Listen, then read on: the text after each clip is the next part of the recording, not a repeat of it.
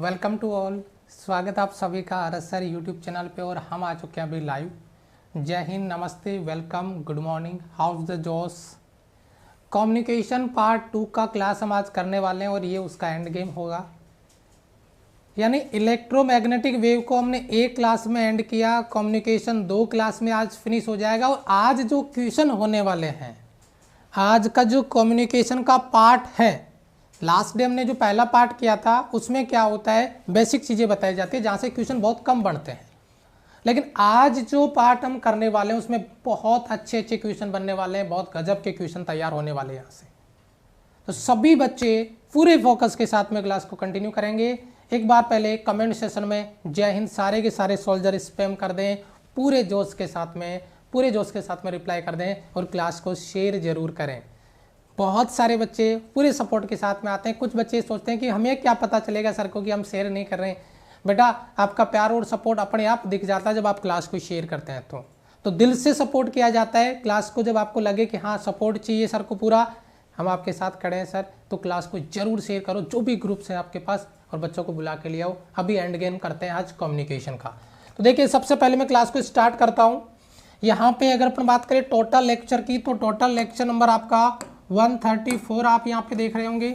Total lecture number आपका 134 आप देख रहे होंगे। ये हमारी क्लास की टाइमिंग है। और यहाँ पे कम्युनिकेशन पार्ट 2 हम आज करने जा रहे हैं। अगर पार्ट 1 आपने मिस कर दिया है तो आप उसको क्लियर कर सकते हैं, आप उसको इस क्लास के बाद में देख सकते हैं। उसको तैयार जरूर करें, लेकिन क्योंकि मैं आपको बताऊं, फिर जब तक आपके कॉन्सेप्ट क्लियर नहीं है तब तक चाहे जितना आप रट्टा मारते रहना, आप पेपर क्लियर नहीं कर पाओगे, कट ऑफ क्लियर नहीं कर पाओगे। तो बेटा, कॉन्सेप्ट के लिए आपको नोट्स जरूर बनाने होंगे और क्लास का क्लास में ही हम क्लियर करेंगे, क्लास का क्लास में हम याद कर लेंगे। ठीक है, चलो। तो ये हमारी टीम आरएसआर जो लगातार आपके लिए मेहनत कर रही है, कंधे से कंधा मिला के चल रही है। और ये जो आपका आज जो नया वीक स्टार्ट हुआ है, इसमें तो बहुत बड़े धमाल होने वाले हैं, बहुत बड़ा धमाका होने वाला है। बस वेट करो, तुम इंतजार करो थोड़ा सा। ठीक है, यस, आगे बढ़े। ये हमारा प्रोफाइल है। अगर आप मुझे अनअकैडमी पे फॉलो करना चाहते हैं तो अनअकैडमी लर्निंग ऐप डाउनलोड करें और इस प्रोफाइल पे जाके आप मुझे फॉलो कर सकते हैं। वहाँ पर हमारी फ्री क्लासेज भी होती है और प्लस की क्लासेज भी होती है। फ्री क्लास भी आप ज्वाइन कर सकते हैं और प्लस की क्लास भी ज्वाइन कर सकते हैं। अगर प्लस की क्लास ज्वाइन करनी है तो ये कैटेगरी सेलेक्ट करें, गेट सब्सक्रिप्शन पे क्लिक करिए। उसके बाद में आप 3 मंथ या 6 मंथ या 12 मंथ सेलेक्ट कर सकते हैं और उसके बाद में आप हमारा कोड यूज़ कर सकते हैं आरएसआर लाइव। देन आपको वहाँ पे 10% ऑफ होगा और उसी प्राइस रेंज में बाकी सारे सब्जेक्ट भी आपको देखने को मिलेंगे। बाकी सब्जेक्ट भी आप तैयार कर सकते हैं, मैथ्स, इंग्लिश, जीएस, सारे सब्जेक्ट।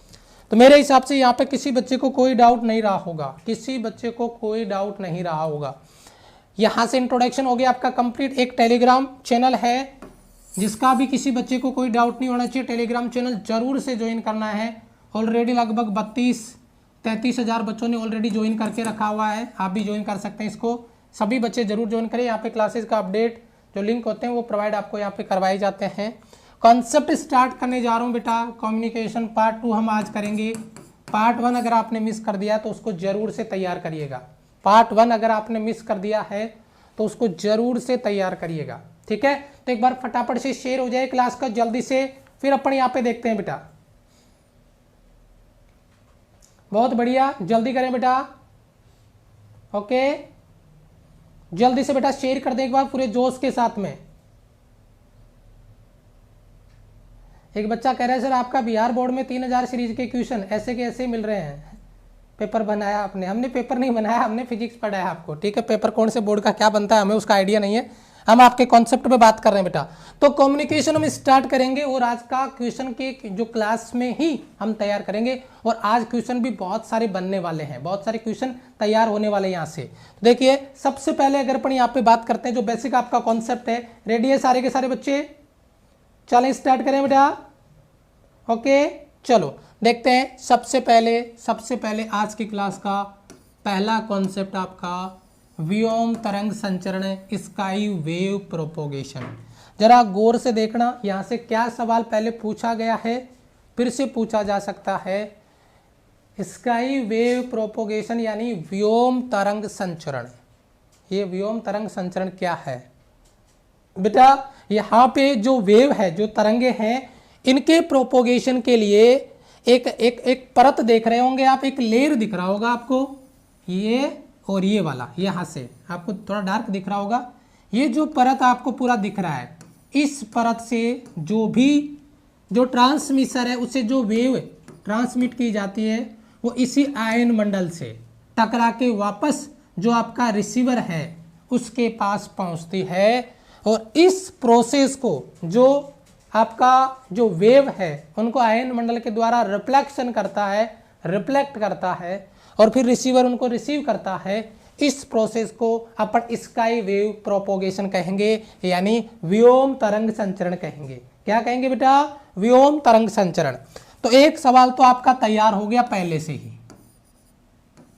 स्काई वेव प्रोपोगेशन में वेव का रिफ्लेक्शन होता है आयन मंडल से। ये बहुत ही इंपॉर्टेंट आपका सवाल, नोट कर लो अपने नोट्स में फटाफट से। वेरी मोस्ट इंपॉर्टेंट क्वेश्चन आपका एग्जाम पॉइंट ऑफ व्यू से। ये क्वेश्चन आप तैयार करें, नोट करें। ये जो है वो आयन मंडल के द्वारा रिफ्लेक्ट होती है। किससे रिफ्लेक्ट होती है बेटा? आयन मंडल द्वारा। ये सवाल आपका क्वेश्चन बनता है, बहुत ही बेहतरीन सवाल आपका बनेगा यहाँ से। पहला सवाल याद हो गया? एक बार एग्री करते जाना कमेंट बॉक्स में सभी बच्चे फटाफट से कि पहला सवाल अगर क्लियर है। जो आपका स्काई वेव प्रोपोगेशन है, व्योम तरंग संचरण है, इसमें जो ट्रांसमिटेड वेव हैं वो आयन मंडल से रिफ्लेक्ट होती है। तो इसमें पहला सवाल हमने तैयार करके आपकी स्क्रीन पे रख दिया है। यहाँ से एग्जाम में क्वेश्चन भी आपका पूछा जाता है। चले आगे बेटा। यस सर, आगे बढ़ते हैं। आगे देखो बेटा, ये आपका रेंज है बेटा। मैं यहाँ पे लिखना चाहूंगा बेटा, ये जो रेंज है, ये जो दूरी है, अगर मैं इसको थोड़ा सा क्लियर कर दूं एक बार, ध्यान दीजिएगा। ये जो रेंज है बेटा, कहाँ से लेके कहाँ तक, ये शुरुआत होती है 80 किलोमीटर से लेकर, और कहाँ तक जाता है बेटा? 300 किलोमीटर तक है। याद करना एक बार। जो आपका आयन मंडल है वो 80 किलोमीटर ऊपर से लेकर 300 किलोमीटर के बीच में, 80 से 300 के बीच में, 80 से 300 किलोमीटर के बीच में। कोई पूछ सकता है कि आयन मंडल कहाँ से कहाँ तक उसका विस्तार है, कहाँ से कहाँ तक उसका रेंज है, तो मैं यहाँ पे लिखूंगा बेटा 80 किलोमीटर टू 300 किलोमीटर। याद कर लिया? याद हो गया तो एग्री करते जाना अभी का अभी।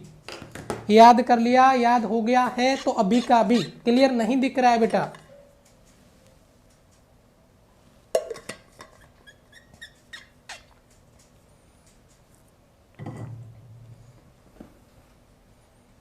ये एसएसआर का क्लास है, ये एयरफोर्स का है, ये क्लास नेवी का है, ये क्लास एनडीए का है बेटा। ठीक है? यस।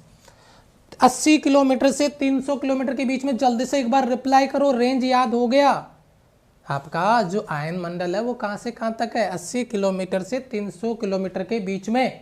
यहां तक याद हो गया सभी को? फटाफट रिप्लाई करो तुम थोड़ा सा जल्दी से।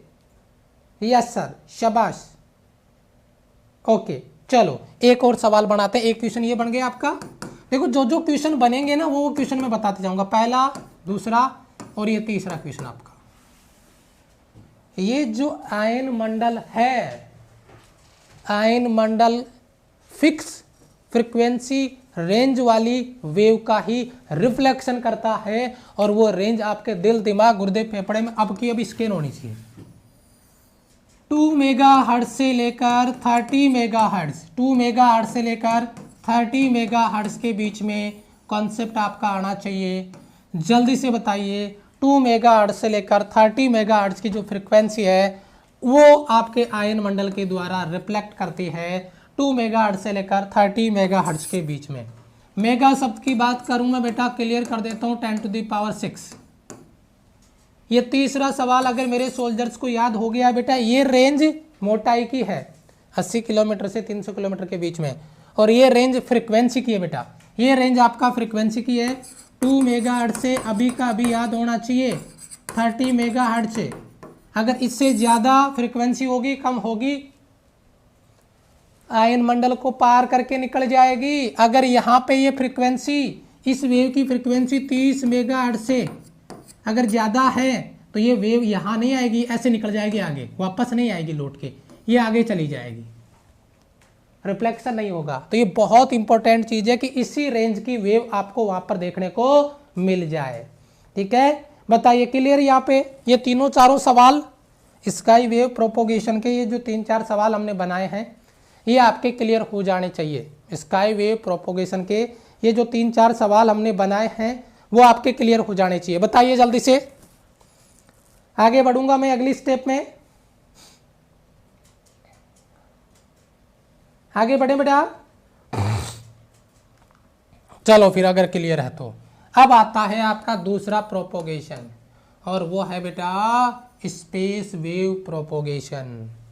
इसके स्पेस वेव आपका प्रोपोगेशन यानी अंतरिक्ष तरंग संचरण, स्पेस वेव प्रोपोगेशन। और एक जो बच्चे लेट आते हैं बेटा, मैं उनको एक बात बोलना चाहूँगा छोटी सी। यार जब हम पढ़ाई करते थे स्कूल में तो हम एक दिन लेट या एक दिन नहीं जाते तो पहले सोचना पड़ता था कि अगर कल स्कूल नहीं गए तो जो सर कल पढ़ाएंगे अगर हम नहीं पढ़ेंगे तो हमें आगे का समझ नहीं आएगा। आप क्लास में 15 मिनट लेट ज्वाइन करते हो तो आप कभी ये नहीं सोचते कि 15 मिनट पहले जो पढ़ाया अगर मैं वो नहीं पढ़ूंगा तो मुझे आगे वाला कैसे समझ में आएगा। बेटा सबसे पहला काम है अगर आपको सिलेक्शन चाहिए तो वह टाइम की पंक्चुअलिटी। और ये स्वर्ण अक्षरों में हर जगह आपको लिखा हुआ मिल जाएगा कि जो टाइम का पंक्चुअल है वो अपने जो गोल है उसको जरूर अचीव करता है, क्योंकि उसको समय की कीमत पता होती है कि समय की कीमत क्या है। अब तक बच्चे ज्वाइन करते जा रहे हैं, 15 मिनट से मैं पढ़ा रहा हूं लेकिन अब बच्चा ज्वाइन करा, बताओ क्या एक्टिविटी है उस बच्चे की क्लास को लेकर, कितना एक्टिव है वो अपने गोल को लेकर, ये बात समझ में आती है। तो ध्यान दीजिए, दूसरा पॉइंट हमारा आज की क्लास का स्पेस वेव प्रोपोगेशन। बेटा ध्यान से देखिएगा, क्योंकि सपने बेटा आपके हैं, उससे पहले आपके पेरेंट्स के हैं, हमारे हैं। क्या सबके सपने तोड़ दोगे आप? समझ में आया बेटा? लड़ना तो पड़ेगा, आना तो पड़ेगा टाइम पे क्लास में, अगर वो सपने देखे उनको पूरा करना तो। देखो एक ट्रांसमीटर आपको नजर आ रहा है बेटा, एक एंटीना आपको नजर आ रहा है, इधर से ये ट्रांसमीटर नजर आ रहा है बेटा आपको, ये सिग्नलों को ट्रांसमिट करता है।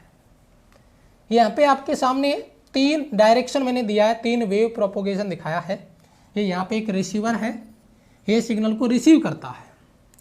तो सबसे पहले जो ट्रांसमीटर ने नंबर 1 वेव दिया वो सीधा रिसीवर के पास पहुँच गया, पहली कंडीशन।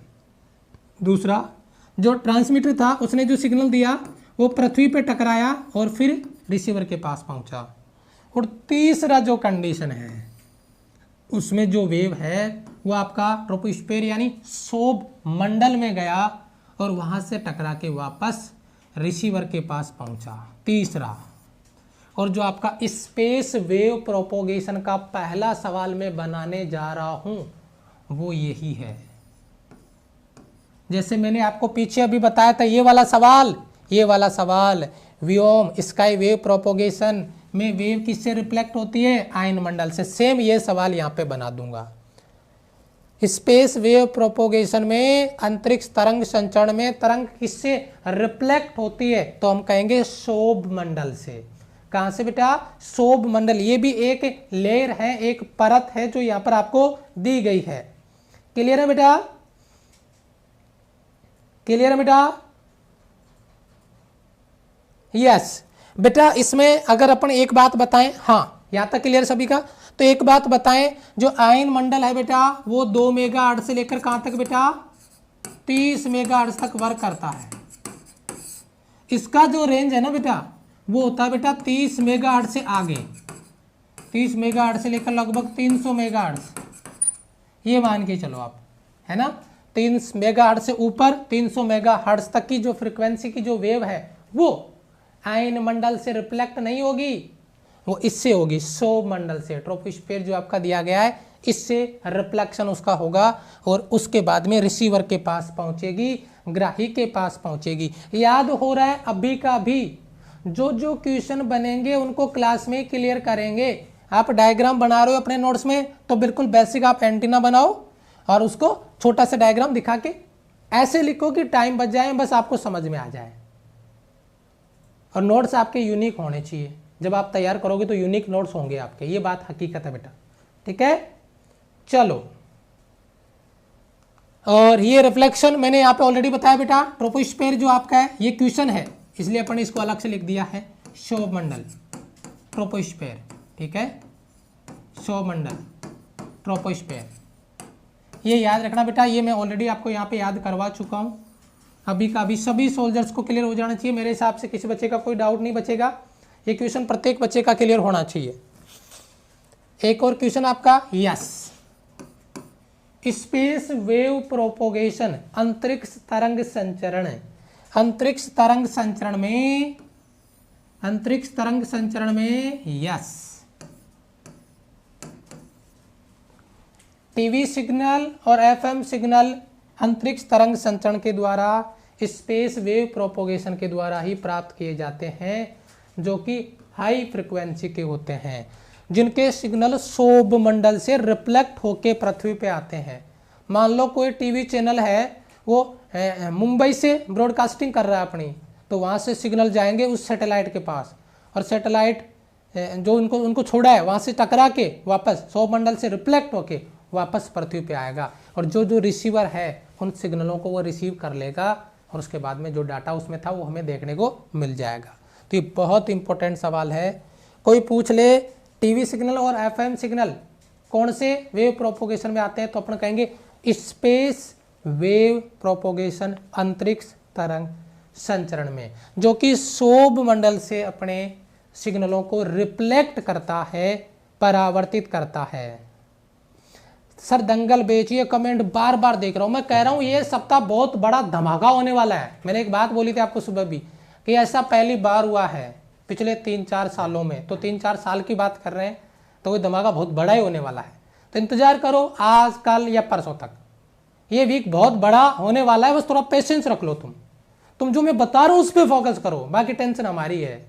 हमने पहले भी बोला था, आज भी बोले बेटा, जब तक हम खड़े हैं यहाँ पे तब तक आपको टेंशन नहीं करना, कौन क्या कब कैसे होगा। हम ऑफलाइन वालों की तरह ऐसे इंतजार नहीं करते, अरे कब एग्जाम है, एग्जाम का डेट आ जाए तो ये भीड़ निकले इधर से, नए बच्चों को बुला ले हम तुरंत से। हम एग्जाम डेट का इंतजार नहीं करेंगे, एग्जाम डेट आ जाए ये चले जाएं, घर पे बैठ के सेल्फ स्टडी करेंगे, हमने तो कोर्स करवा दिया, ऐसा नहीं सोचेंगे। तुम टेंशन मत लो, पहले कभी किया हो तो बताना। जी जान से लगे हुए हैं बेटा आपके लिए, और ये सप्ताह में बहुत बड़ा अपडेट होने वाला है आपके लिए। जो मेरा दंगल बैच है उसको लेकर और भी बहुत बड़ा अपडेट आ रहा है, आने वाला है इस वीक में, तो बहुत कुछ मिलेगा इस वीक में आपको, ठीक है। बहुत पहले से तैयारी चल रही है, बस अब फाइनल टच देना बाकी है, ठीक है। बस तो तैयार रहना तुम, लेकिन थोड़ा पेशेंस रखो, सब्र रखो, सब्र का फल मीठा होता है। चलो आगे आ जाओ, एक और नोट सवाल, एक और सवाल आपका, टीवी सिग्नलों की रेंज, यानी टीवी जो सिग्नल है उनकी रेंज। मैंने क्या कहा था, टीवी सिग्नल किस में आते हैं, एफएम सिग्नल किस में आते हैं, ट्रोपोस्फीयर में, सौर मंडल रिफ्लेक्शन में। आयन मंडल कहां से, देखो मैं याद करवा दो, मेरे साथ साथ लिखना, आयन मंडल कहां से काम करता है बेटा, 30 मेगाहर्ट्ज, और जो ट्रोपोस्फीयर है सौर मंडल है वो कहां से, वो कम से कम 30 मेगाहर्ट्ज, 30 मेगाहर्ट्ज से लेकर 300 मेगाहर्ट्ज, ठीक है। अब इसने क्या किया है, जो टीवी सिग्नल है उसका रेंज दिया है, कहां से, याद रखना बेटा गौर से, अच्छा सवाल बन सकता है। 80 मेगाहर्ट्ज जो फ्रीक्वेंसी रेंज है, 80 मेगाहर्ट्ज से लेकर 200 मेगाहर्ट्ज,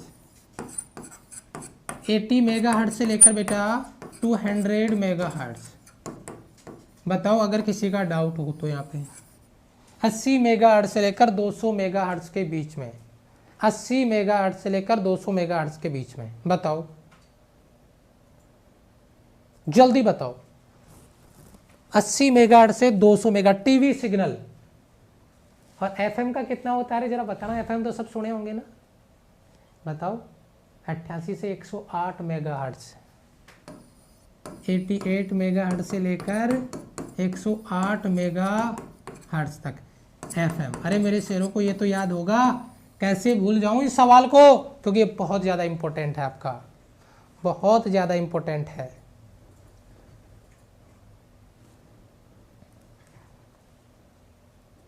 आगे चलें बेटा, ठीक है, आगे बढ़े बेटा, यस क्लियर यहां तक, बहुत अच्छे बहुत अच्छे। ओके आगे बढ़ते हैं, आगे देखो, आगे कॉन्सेप्ट पे अपन चलेंगे। यहाँ पे हाइट ऑफ ट्रांसमिशन एंटीना। ओ बड़ा इंटरेस्टिंग चीज है, एक बार मैं थोड़ा सा बैक लेके जाता हूँ आपको, पीछे आओ यहाँ पे, जरा मैं इसको क्लियर कर दूं बेटा एक बार। चलो क्लियर नहीं, यहाँ पे इसकी हाइट देखते हैं, अलग कलर लगाता हूँ मैं, जरा आओ बेटा मैदान में। नहीं, ये हाइट दिख रही है बेटा, ये हाइट, ये जो ट्रांसमीटर है उसका हाइट h, याद है आपको? इसी हाइट की बात मैं यहाँ पे करूँगा। ये जो आपका टावर है, ये जो टावर आपने यहाँ पे लगाया है, ये जो टावर आपने यहाँ पे लगाया है, इस टावर को आपने जैसे भी यहाँ पे सिग्नल वगैरह देने के लिए लगाया है, ये जो टावर है इसकी हाइट h d²/2r।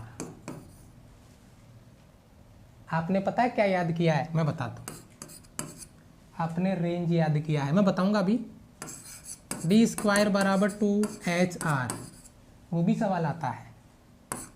तो रेंज यानी d, दूरी बराबर √2hr। एक बार एग्जाम में सवाल आ चुका है, वो क्वेश्चन आ चुका है बेटा, d डायरेक्ट प्रोपोर्शनली √h वाला, हाइट वाला।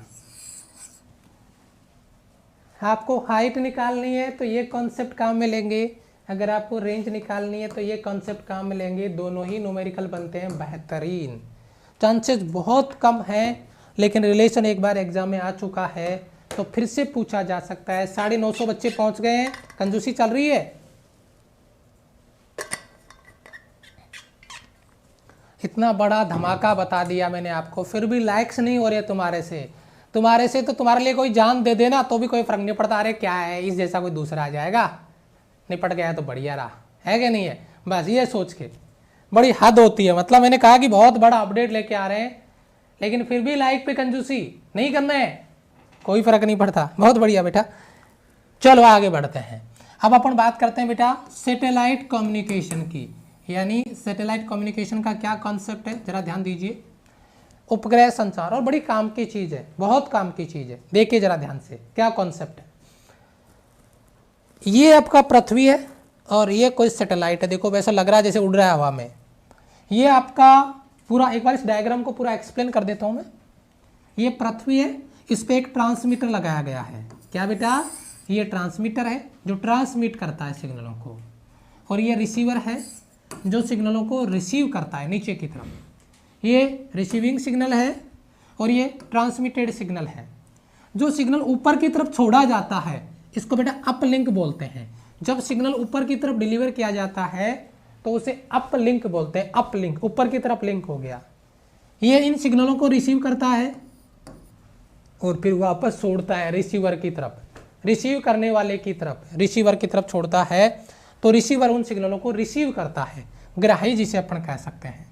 तो जब वापस लिंक होता है ये रिसीवर से तो हमें उसे डाउन लिंक कहते हैं। हमें क्या कहते हैं? उसे डाउन लिंक कहते हैं बेटा। क्या कहते हैं बेटा? Down link. अब यहां से बनने वाले सवाल दिल, दिमाग, गुर्दे, फेफड़े सब में स्कैन करो। पहला सवाल, पहला क्वेश्चन, इस जो सैटेलाइट कम्युनिकेशन है, जो कम्युनिकेशन के लिए जो सैटेलाइट यूज में लिया जा रहा है, जिसे जियो स्टेशनरी सैटेलाइट भी कहते हैं, जिसे जियो स्टेशनरी सैटेलाइट भी कहते हैं। मैं डायरेक्ट इसका हाइट लिख रहा हूं, यहाँ पे वैसे ऑलरेडी लिखा हुआ है। इसे जियो स्टेशनरी सैटेलाइट भी कहते हैं। 36,000 किलोमीटर की हाइट पे। पहला सवाल यहाँ पे लिखा हुआ है, पृथ्वी की सतह से कितनी ऊंचाई पे बेटा? 36,000। पहला सवाल, इसे जियो स्टेशनरी सैटेलाइट कहते हैं, इसे भू स्थिर उपग्रह कहते हैं। ये इसका हाइट है। एक सवाल ये बन गया। दूसरा सवाल अगर मैं इधर लिखता हूं बेटा, इसका टाइम पीरियड, टाइम पीरियड ये पृथ्वी से देखने पे स्थिर दिखाई देता है। इसको पृथ्वी से देखने पे ये स्थिर दिखाई देता है, ऐसा लगता है कि जैसे वो रेस्ट में हो, जबकि ऐसा नहीं है। वो पृथ्वी के साथ साथ रोटेट करता है, घूर्णन करता है, क्योंकि उसका टाइम पीरियड पृथ्वी के टाइम पीरियड के बराबर है, आवर्तकाल के बराबर है। 24 आवर्स, 24 आवर्स। जियो, इसीलिए इसको जियो स्टेशनरी सैटेलाइट कहा जाता है, इसीलिए इसे भू स्थिर उपग्रह कहा जाता है। 24 आवर्स का जो कॉन्सेप्ट है वो यहाँ पर आपका जियो स्टेशनरी सैटेलाइट के लिए, और ये आपका 36,000 किलोमीटर आपका जो हाइट है वो आपको यहाँ पर दिया गया है। बताइए, है किसी का डाउट? 24 आवर्स बच्चों ने कमेंट भर दिया, मजा आ गया देख के, बहुत बढ़िया, शाबाश। बहुत अच्छे, वेरी गुड बेटा, बहुत बढ़िया बहुत बढ़िया। चलो अब इन सवालों को आप नोट कर सकते हैं। यहाँ पे टाइम पीरियड मैंने बता दिया बेटा, टाइम पीरियड मैंने बता दिया। टाइम पीरियड लिखना है पहले मुझे, देखो टाइम पीरियड मुझे लिखना है बेटा 24 आवर्स, पृथ्वी के समान, हाइट अर्थ सरफेस से 36,000 किलोमीटर। बहुत ही यूनिक सवाल होता है आपका, टॉप लेवल का क्वेश्चन होता है आपका, बहुत ही अच्छा सवाल। क्लियर बेटा, यहाँ से सभी बच्चों का क्लियर है बेटा। मैंने कहा था जो जो क्वेश्चन एग्जाम में पूछे गए उन क्वेश्चन को तैयार कर लेंगे यहाँ पे फटाफट से, ठीक है। यस, चले आगे बढ़े। आगे देखो बेटा, ये आपका कॉन्सेप्ट हो गया हाइट वाला। ये देखो एक नोट और आगे, एक बीच में खाली जगह रहेगी, इसकी जरूरत नहीं है अपने को। नोट पे आ जाओ बेटा। यस सर, नोट पे आ जाओ। एक सवाल एग्जाम में आया हुआ है, कम से कम कितने जियो स्टेशनरी सैटेलाइट, कम से कम कितने जियो स्टेशनरी सैटेलाइट पूरी पृथ्वी पे, कम से कम कितने जियो स्टेशनरी सैटेलाइट पूरी पृथ्वी पे कम्युनिकेशन करने के लिए रिक्वायर्ड होते हैं। नंबर ऑफ सैटेलाइट 1, 2 और 3। नंबर ऑफ सैटेलाइट बेटा 3 आपको यहाँ पे लगाना है। प्रत्येक सैटेलाइट के बीच में जो एंगल बनेगा वो 120 डिग्री बनेगा, 120 डिग्री बनेगा, 120 डिग्री बनेगा। प्रत्येक सैटेलाइट जो 3 रखे गए वो 120 डिग्री 120 डिग्री के एंगल पे रखे जाएंगे। तो अगर थीटा आप रखते हो 120 डिग्री, नंबर ऑफ सैटेलाइट बेटा 3 आपको यहाँ पे याद में रखने। ये डायग्राम से आपको याद रखना है, सवाल बन सकता है। कंप्लीट पूरी पृथ्वी के लिए कम्युनिकेशन के लिए जियो स्टेशनरी जो सैटेलाइट है कम से कम 3 चाहिए, और प्रत्येक सैटेलाइट एक दूसरे के साथ में 120 डिग्री एंगल पे रखा होना चाहिए। सवाल अगर क्लास में याद हो रहा है तो जल्दी से बताओ, क्लियर है क्या?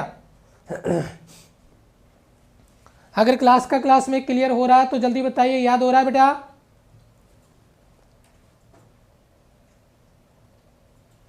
ज्यादा रख दें तो क्या होगा? बड़ा अच्छा सवाल है बच्चे का। भाई आपके जेब में 5 रुपए हैं, अगर 5 की जगह 10 रख देंगे तो क्या बम विस्फोट हो जाएगा क्या? है अब तुम्हारे 3 जियो स्टेशनरी सैटेलाइट से पूरी पृथ्वी पे कम्युनिकेशन हो रहा है तो तू 4 लगा ले, 5 लगा ले, हद होती है। बड़ा अजीब सवाल होता है। इतना अजीब और गरीब सवाल क्यों पूछते हो, है कि नहीं है? मतलब भाई न्यूटन तो यही बदनाम है, तुम मुझसे बड़े न्यूटन हो, ठीक है। चलो आगे आ जाओ। प्रकाशीय संचार, प्रकाशीय संचार, प्रकाशीय संचार यानी कौन सा संचार बेटा? Optical communication. और ये पता है किससे होता है? ये पता है किससे होता है? बहुत सारे बच्चे कमेंट में हंस रहे हैं, है ना। मतलब ये जो प्रकाशीय संचार होता है वो कैसे होता है, कैसे वर्क करता है? ये वर्क करता है बेटा ऑप्टिकल फाइबर। फाइबर का नाम सुना आपने? ऑप्टिकल फाइबर कम्युनिकेशन होता है, फाइबर से ये वर्क करता है, फाइबर से आगे बढ़ता है।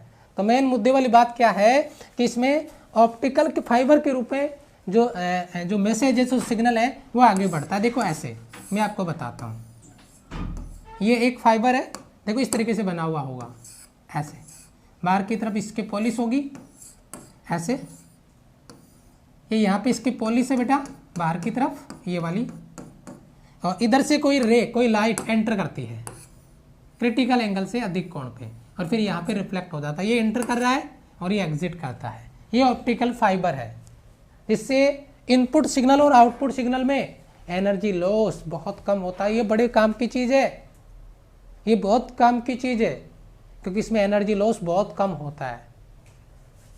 बहुत बढ़िया चीज़ है। ऑप्टिकल फाइबर का जो कॉन्सेप्ट है वो बहुत बढ़िया वर्क करता है। जैसे यहाँ पे हमने इक्वेशन भी डाला हुआ है आपका, ये इक्वेशन तो ऑलरेडी सभी बच्चों को पता होगा। ये टोटल इंटरनल रिफ्लेक्शन पे वर्क करता है। जी ध्यान से इस फॉर्मूले को फोकस कर देना, इस प्रिंसिपल को फोकस कर देना, स्कैन कर देना बेटा।